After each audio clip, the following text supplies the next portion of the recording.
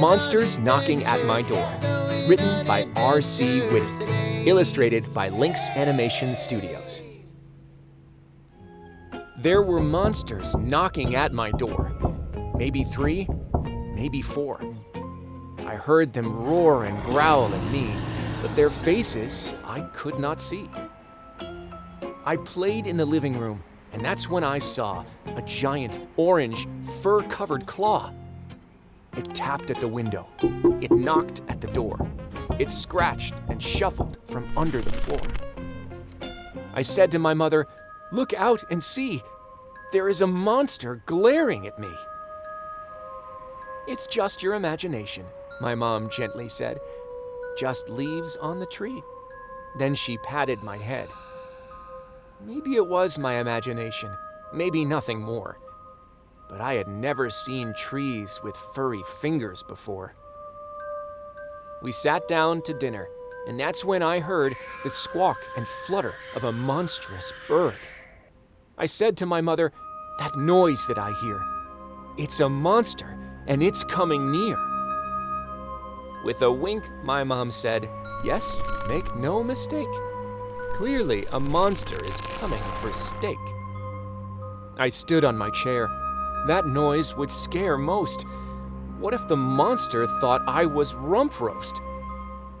Then Mom came and hugged me with a laugh full of fun. "There is nothing to fear. Be brave, little one." "That noise is the wind," she said in a mutter. "It's all in your head." And she closed the house shutters. All in my head? No way, it was much more. I'd never seen wind-eating shutters before. I sat at the table and planned my escape. The monsters were coming, but not before cake. I said to my mother after a taste, "I think a green monster has slimed my sweet cake." "Imagination," she said again. "If you don't like, then don't eat. Lemon cake is tart and a little less sweet." Maybe it was my imagination, maybe nothing more, but lemon cake with beady eyes I'd never seen before. I headed to my room and crept down the hall when a thick, musty stench almost made me fall. I said to my mother, "Do you smell that bad odor? That must be the scent of a big, monstrous ogre." "That scent I do smell," she said to my shock. "You need a bath, more soap and less talk." Maybe it was my imagination, maybe nothing more, but the towel rack was moving far more than before. I put on my PJs and headed to bed, while the image of monsters danced in my head. As I crawled in the covers, I felt on my toes 2 prickly horns and a soggy, wet nose. I said to my mother, "It's under the sheets. There is a monster, and it nibbled my feet." With a curious glare, my mom took a peek. Would she find thorny legs or 2 furry feet? As she searched in the covers, I held my breath steady. Then, "Boo!" my mom shouted as she held up my teddy. "There is nothing to fear." She turned out the light. "Now no more pretending. It's time for good night." Maybe it was my imagination, maybe nothing more, but horns and sharp teeth Teddy never had before. I lay in the darkness and listened to the sound as all the monsters began jumping around.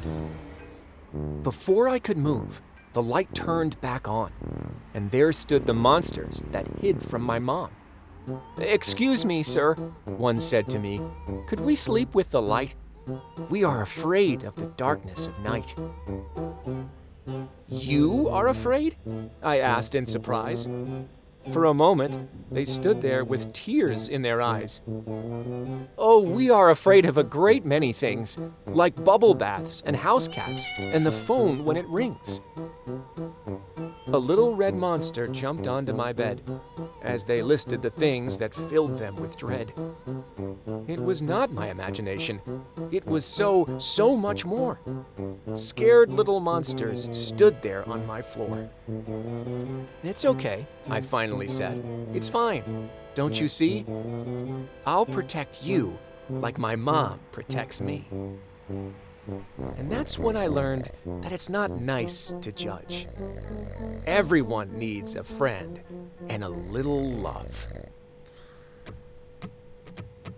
We're going on adventures. We're going on adventures. We're going on adventures today.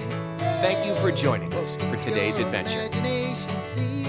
This was a Mighty Adventures production, written by R.C. Wittig, formerly published as Rebecca Guerrero. Find a good book to read. All right, let's go. You'll discover that you can be anything. We're going on adventures. Going on adventures. Going on adventures today.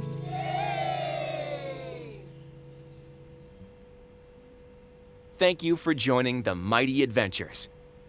Where will your adventure take you?